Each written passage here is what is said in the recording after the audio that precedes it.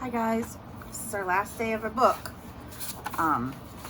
So Augie is at the award ceremony for 5th and 6th graders at the high school, and Mr. Tushman had a speech, and his speech talked about being kind.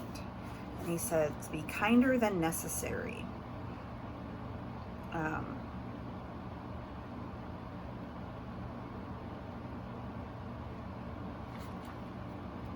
Okay. The next section says awards, page 302, awards. I liked Mr. Tushman's speech, but I have to admit, I kind of zoned out a little during some of the other speeches. I turned in again as Miss Rubin started reading off the names of the kids who made the high honor roll because we were supposed to stand up when our names were called. So I waited and listened for my name as she went down the list alphabetically. Reed Kingsley, Maya Marwitz, August Pullman. I stood up. Then when she was finished reading off the names, she asked us all to face the audience and take a bow, and everyone applauded.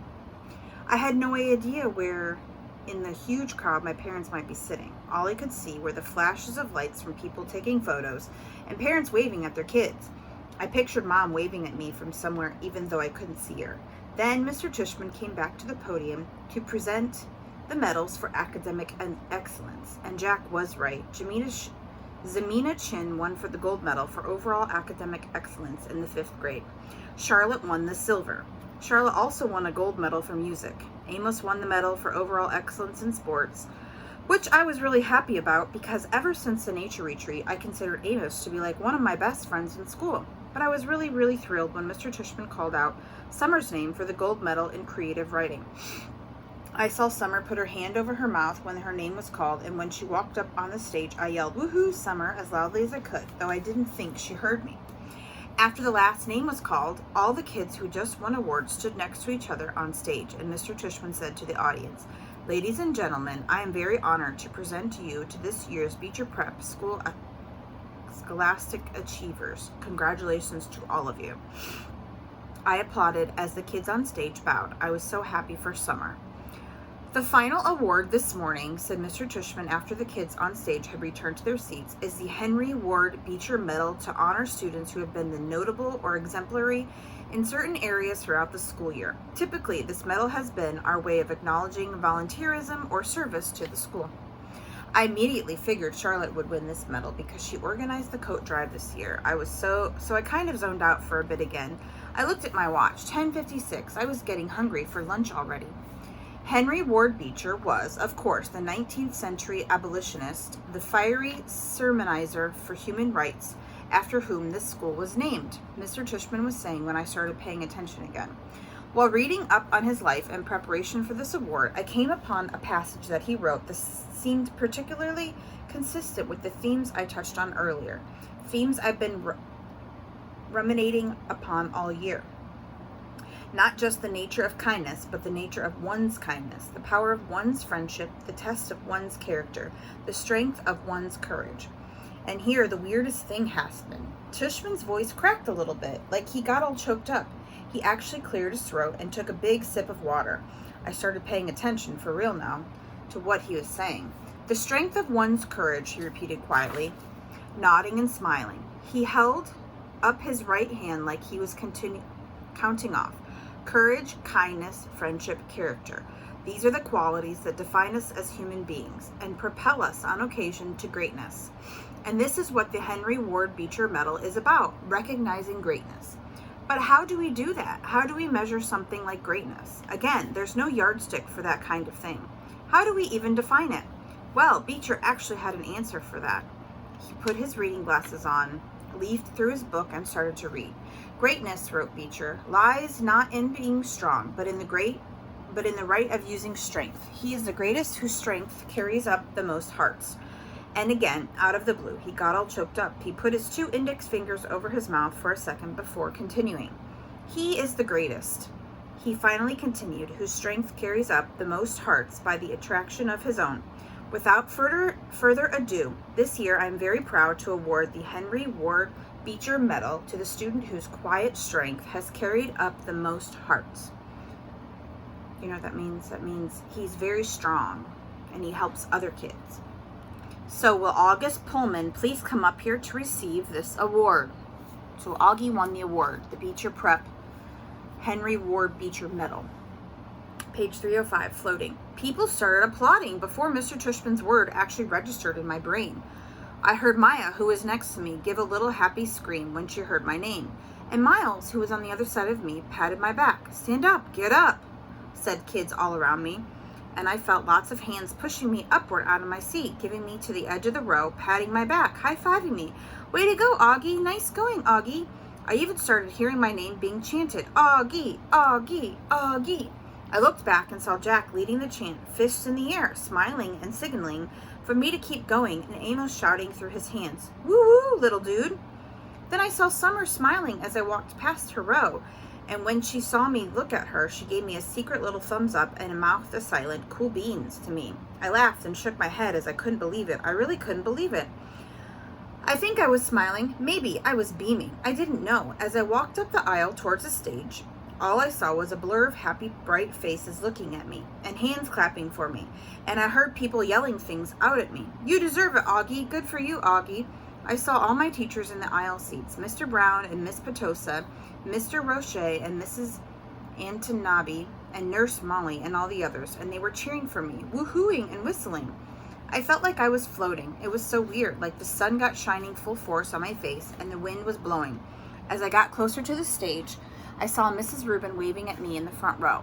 And then next to her was Mrs. G, who was crying hysterically, a happy crying, smiling and clapping the whole time. And as I walked up the steps to the stage, a most amazing thing happened. Everybody started standing up. Not just the front rows, but the whole audience suddenly got up on their feet, whooping, hollering, clapping like crazy. It was a standing ovation for me. I walked across the stage to Mr. Tushman, who shook my hand and with both of his hands and whispered in my ear, "Well done, Augie." Then he placed the gold medal over my head, just like they do in the Olympics, and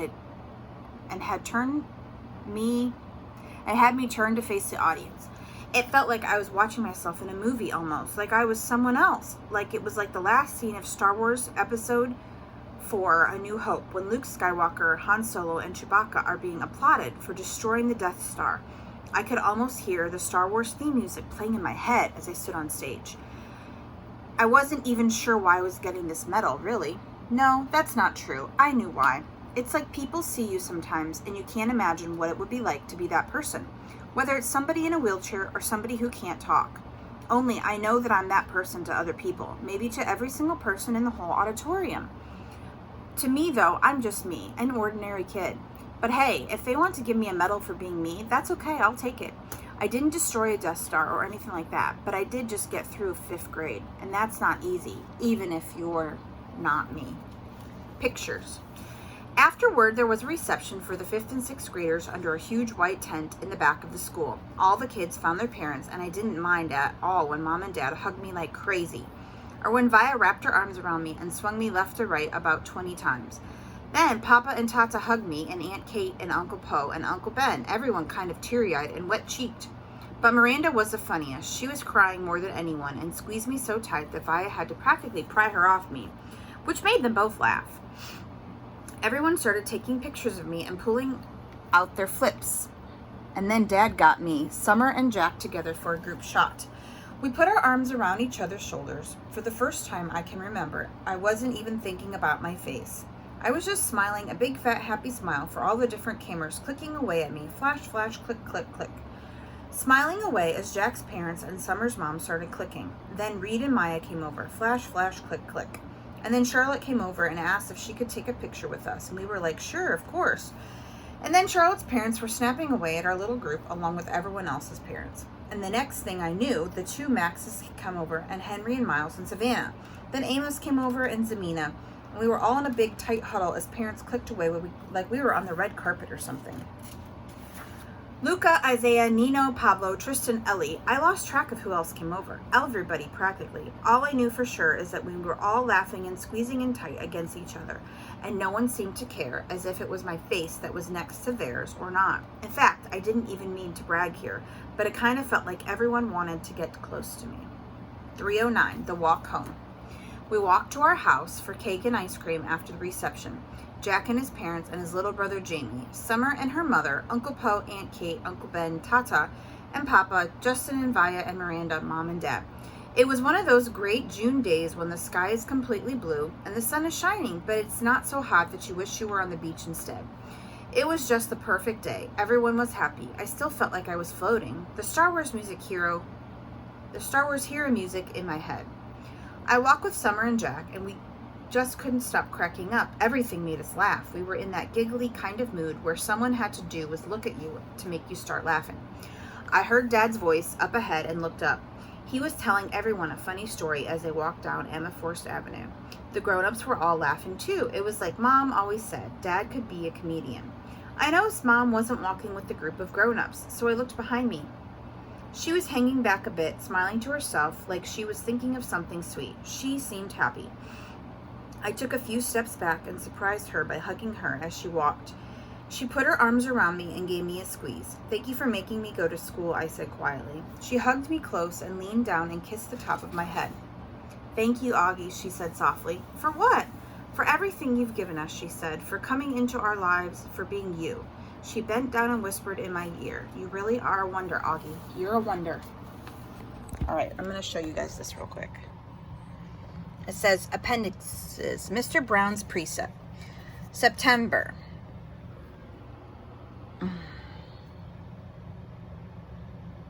September, when given the chance between right or being kind, choose kind. Dr. Wayne W. Dyer. October, your deeds are your moments. Inscriptions on an Egyptian tune. November, have no friends not equal to yourself. Confucius. December, Antindus findus invant. Fortune favors the bold. Virgo. January, no man is an island entire of himself. John Donne. February, it is better to know some of the questions than all of the answers. James Thurber. March, kind words do not cost much, yet they accomplish much. Blaise Pascal. April, what is beautiful is good, and who is good will soon be beautiful. Sappho. May, do all the good you can, by all the means you can, in all the ways you can, and all the places you can. At all the times you can, to all the people you can, as long as you ever can. John Wesley Rules. June, just follow the day and reach for the sun. The Polyphonic Spree, light the day. Postcard precepts. So Mr. Brown told all the kids to write precepts, remember, over the summer. Charlotte Cody's precepts. It's not enough to be friendly, you have to be a friend. Reed Kingsley precept. Save the ocean, save the world. Me. Tristan Fiddlehoson's precept. If you really want something in life, you have to work for it. Now quiet. They're about to announce the lottery numbers. Homer Simpson. Savannah Wittenberg's flowers are great, but love is better. Justin Bieber. Henry Joplin's precept. Don't be friends with jerks. Henry Joplin. Maya Markowitz's precepts. All you need is love. The Beatles. Amos Conti's precepts. Don't try too hard to be cool. It always shows, and that's uncool. Amos Conti. Zamina Chin's precept. To thine own self be true. Hamlet. Shakespeare. Julian Albane's precepts. Sometimes it's good to start over. Julian Albanes. Summer Dawson's precept. If you can get through middle school without hurting anyone's feeling, that's really cool beans. Summer Dawson. Jack Will's precept. Keep calm and carry on. Some saying from World War II. August Pullman's precept. Everyone in the world should get a standing ovation at least once in their life, because we all overcometh the world. Augie. All right, that's the end. This says acknowledgments. This is the author writing like a thank you letter, sort of. And then this is like permission to talk about different things.